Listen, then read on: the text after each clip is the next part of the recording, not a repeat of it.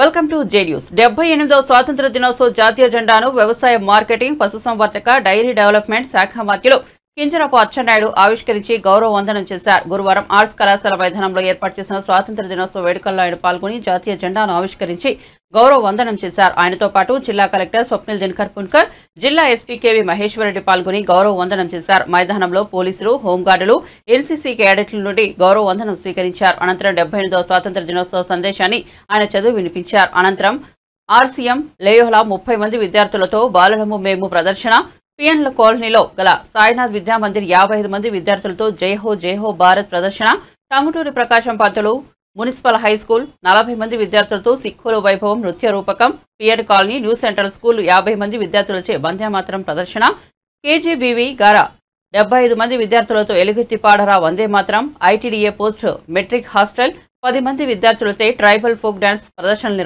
నిర్వహించిన సాంస్కృతిక కార్యక్రమాలు అలరించాయి. అనంతరం ఉత్తమ సేవలు అందించిన అధికారులు, ఉద్యోగులకు ప్రశంసా పత్రాలు అందజేశారు. పౌర సరఫరాల శాఖ, గృహ నిర్మాణ శాఖ, విద్యాశాఖ, వ్యవసాయ శాఖ, డిఆర్డీఏ, జలవనరుల శాఖ, వైద్య ఆరోగ్య శాఖ, ఆరోగ్యశ్రీ, గ్రామీణ నీటి సరఫరా విభాగం మరియు శానిటేషన్, మున్సిపాలిటీ, స్త్రీ శిశు సంక్షేమ శాఖ, అగ్నిమాపక శాఖలు శకటాలు ప్రదర్శించారు. సాంస్కృతిక కార్యక్రమాల్లో న్యూ సెంట్రల్ స్కూల్, పిఎన్ కాలనీకి మొదటి బహుమతి, కేజీపీబీ గారకు రెండవ బహుమతి, ఐటీడీఏ తృతీయ స్థానం, అలాగే శకటాల ప్రదర్శనలో ఐసీడీఎస్ ప్రథమ బహుమతి, వ్యవసాయ శాఖ ద్వితీయ బహుమతి, పౌర సరఫరాలు తృతీయ బహుమతి కైవసం చేసుకున్నాయి. ఈ కార్యక్రమంలో శ్రీకాకుళం శాసనసభ్యులు గొండు శంకర్, జిల్లా జాయింట్ కలెక్టర్ ఫర్మాన్ మహమ్మద్, జిల్లా రెవెన్యూ అధికారి అప్పారావు, ఆర్డీఓ సిహెచ్ రంగయ్య తదితరులు పాల్గొన్నారు. ఈ కార్యక్రమంలో జిల్లా అధికారులు, ఉద్యోగులు, ప్రజాప్రతినిధులు, విద్యార్థులు, స్వచ్ఛంద సంస్థలు తదితరులు పాల్గొన్నారు. అభివృద్ధి చేయగలిగితే ఈ జిల్లాలో పేదరికాన్ని నిర్మూలించవచ్చు. ఈ జిల్లాలో మత్స్యకారుల యొక్క వలసలని నిర్మూలించవచ్చు. అదృష్టవశాత్తు ఆ శాఖను నేనే నిర్వహిస్తున్నాను. శ్రీకాకుళం జిల్లాలో ఏదైతే తీర ప్రాంతం ఉందో, ఈరోజు తీర ప్రాంతంలో మత్స్యకారులకి అన్ని విధాలా సహాయపడతాం. జెట్టీలు నిర్మిస్తున్నాం, హార్బర్లు నిర్మిస్తున్నాం, ఫిష్ ల్యాండింగ్ సెంటర్లు ఏర్పాటు చేస్తున్నాం. వచ్చినటువంటి మత్స్య సంపదని నిల్వ చేసుకోవడానికి ఈ రోజు కోల్డ్ స్టోరేజీలు కూడా ఏర్పాటు చేస్తున్నాం. 5 సంవత్సరాలు జిల్లా మత్స్యకారులకి ఒక్కటంటే ఒక్కటి సంక్షేమ పథకం అందలేదు. ఒక్క వల గాని, ఒక్క బోటు గాని, ఒక్క వస్తువు కూడా ఇచ్చినటువంటి సందర్భాలు లేవు. మళ్ళీ ఆ వ్యవస్థని ఈ ప్రభుత్వంతో ముందుకొస్తుందని చెప్పి తెలియజేస్తున్నాను. ఇంతకు ముందు మత్స్య సోదరులు ఎవరైనా వేటకెళ్లి చనిపోతే 5 లక్షల రూపాయలు ఇచ్చేవాళ్ళు. ఈ రోజు మా ప్రభుత్వం 5 లక్షల్ని 10 లక్షలు చేశాం. గత 2-3 సంవత్సరాలు ఎవరైతే మత్స్యకారులు ఉన్నారో, వేటకెళ్లి చనిపోయారో, వారి కుటుంబానికి ఒక్క పైసా కూడా ఇవ్వలేదు. నేను మంత్రిగా వచ్చిన తర్వాత 34 కోట్ల రూపాయలు ఏవైతే పెండింగ్ కేసులున్నాయో వాళ్ళందరికీ కూడా మనం అందించామని గర్వంగా ఈరోజు చెప్పగలుగుతున్నాను. అదేవిధంగా భూగర్భ గనుల శాఖ ఉంది. ఇది చాలా ముఖ్యమైనటువంటిది. సహజ వనరులు ఈ జిల్లాలో వంశధార, నాగావళి, బహుదా గలగల పారినటువంటి నదులున్నాయి. అందులో మనకి ఇసుక లభిస్తుంది. అదేవిధంగా ఈ జిల్లాలో దేశంలో, ప్రపంచంలో ప్రఖ్యాతగాంచినటువంటి గ్రానైట్ ఉంది. దీన్ని మనం ఉపయోగించుకోవాలి. ప్రకృతి సంపద గత 5 సంవత్సరాలు ఏ విధంగా వెళ్ళిందో కొత్తగా నేను చెప్పవలసిన అవసరం లేదు. ఉన్నటువంటి కాలువల్లో గాని, నదుల్లో గాని, ఎడ్ల బండుల ద్వారా గాని, ట్రాక్టర్ల ద్వారా గాని తీసుకునే వెసులుబాటు ఇస్తున్నాం. ఈ రోజు మన నాయకులు చంద్రబాబు నాయుడు గారు ఒక అడుగు ముందుకేసి మీ గ్రామాల్లోనే మీరు ఇసుక బుక్ చేసుకునే విధంగా వెసులుబాటు కూడా కల్పిస్తామని ఈ సందర్భంగా తెలియజేస్తున్నాను.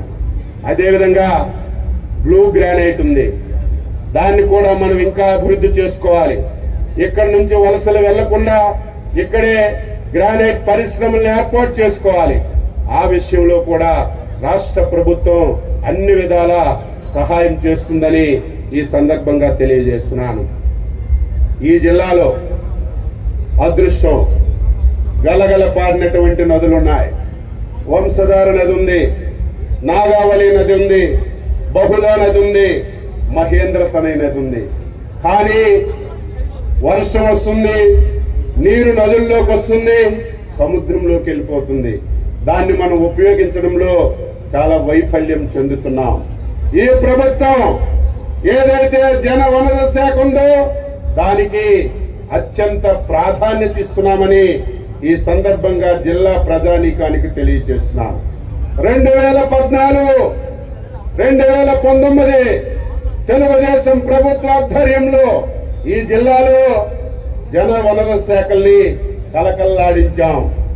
ఈ జిల్లాలో ఏవైతే పెండింగ్ ప్రాజెక్టులు ఉన్నాయో శరవేగంతో ముందుకు తీసుకెళ్లాం. దురదృష్టవశాత్తు 2019లో ప్రభుత్వం మారిన తర్వాత ఈ శాఖకి పూర్తిగా తాళాలు వేసేశారు. ఇంత ప్రాధాన్యత కలిగిన శాఖని ఒక్క పైసా కూడా ఖర్చు పెట్టకుండా పూర్తిగా నిర్వీర్యం చేశారు. స్వాతంత్ర దినోత్సవం సందర్భంగా జిల్లా ప్రజానీకానికి, రైతాంగానికి రాష్ట్ర ప్రభుత్వం తరపున మాటిస్తున్నాం. మళ్ళీ 5 సంవత్సరాలు ప్రణాళిక వేసుకుని ఏవైతే ఈ జిల్లాలో వంశధార 2వ దశ గాని, వంశధార ఎడమ కాలువ మోడలైజేషన్ గాని, వంశధార నాగావళి నదుల అనుసంధానం గాని, ఏదైతే మహేంద్ర తనయ పైన ఆఫ్షోర్ రిజర్వాయర్ గాని, అదేవిధంగా వంశధార బహుళా నదిని కలుపుతూ ఇచ్చినటువంటి మాట గాని నిలబెట్టుకుంటామని చెప్పి సందర్భంగా తెలియజేస్తున్నాను. ఈ జిల్లా ప్రజలు వంశధార నాగావళి నదులు వరదలు వచ్చాయంటే చాలా గ్రామాలు, చాలా మంది ప్రజలు ప్రాణాలు గుప్పిట్లో పెట్టుకొని బతుకుతున్నారు. గ్రామాలన్నీ కొట్టుకుపోతున్నాయి. ఆ రోజు వంశధార నాగావళి కరకట్టల నిర్మాణానికి టెండర్లు పిలిచి పనులు ప్రారంభించాం. మళ్ళీ ఆ కార్యక్రమాన్ని పునరుద్ధరించి ఈ జిల్లాలో వంశధార నాగావళి నదులకి అడ్డకట్టులు వేసి ఆ రోజు ఇచ్చినటువంటి మాట మళ్ళీ నిలబెట్టుకుంటామని ఈ సందర్భంగా తెలియజేస్తున్నాను. శ్రీకాకుళం జిల్లా అన్ని అవకాశాలు ఉన్నటువంటి జిల్లా. ఈ జిల్లా కష్టపడినటువంటి ప్రజానీకం ఉన్న జిల్లా. ఈ జిల్లా నుంచి ఈ రాష్ట్రం, దేశం, ప్రపంచంలో వలసలు వెళ్లి అక్కడ కష్టపడుతున్నారు తప్ప మన జిల్లాలో మనం వారికి అవకాశాలు కల్పించలేకపోతున్నాం. ఈ జిల్లాలో వలసలన్నీ నిర్మూలించబడాలంటే ప్రథమ ప్రాధాన్యత పరిశ్రమలకు ఇవ్వాలి.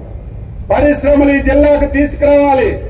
ఈ జిల్లాలో చదువుకున్నటువంటి యువతీ యువకులకి ఉద్యోగ ఉపాధి అవకాశాలు కల్పించాలి. అప్పుడే ఈ జిల్లా శరవేగంతో ముందుకెళ్లడానికి అవకాశం ఉంది.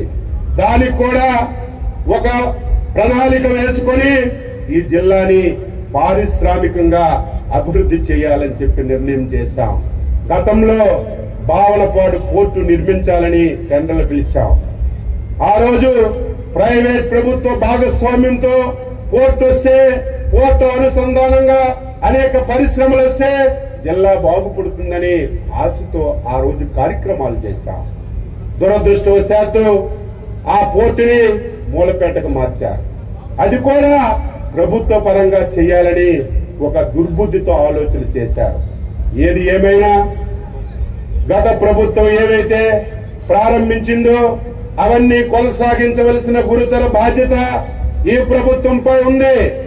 ఏదైతే మూలపేట పోర్టు ఉందో నిర్వాసితుల సమస్యలున్నాయి, కొన్ని ఇబ్బందులున్నాయి. వీలైనంత తొందరగా జిల్లా యంత్రాంగం, నేను కలిసి నిర్వాసితుల సమస్యను పరిష్కరించి మూలపేట పోర్టుని అత్యంత తొందరగా పూర్తి చేయడానికి కార్యక్రమాలు చేస్తాం. పోర్టు వస్తే పోర్టు ఆధారిత పరిశ్రమలు వస్తాయి. దీంతో పాటుగా భావనపాడు నుంచి భోగాపురం వరకు ఒక 6 లైన్లు రోడ్లు కూడా వేయాలని ఈ ప్రభుత్వం నిర్ణయం చేసింది. 5 సంవత్సరాలు ప్రణాళికాబద్ధంగా ఈ రాష్ట్రంలో పరిశ్రమలన్నీ కూడా అభివృద్ధి చేస్తాం. గత ప్రభుత్వం లాగా ఎవరైనా పరిశ్రమ పెట్టాలంటే ఆఫీసుల చుట్టూ, అధికారుల చుట్టూ తిరగవలసిన అవసరం లేదు. ఒక ఫోన్ కాల్ చేసినా, ఒక దరఖాస్తు పెట్టుకున్నా అన్ని అనుమతులు ఇచ్చి ఈ జిల్లాలో పరిశ్రమల్ని అభివృద్ధి. ఈ జిల్లాలో 24 గంటలు ప్రతి ఇంటికి కరెంట్ ఇచ్చాం, 8 గంటలు రైతాంగానికి ఉచితంగా కరెంట్ ఇచ్చాం.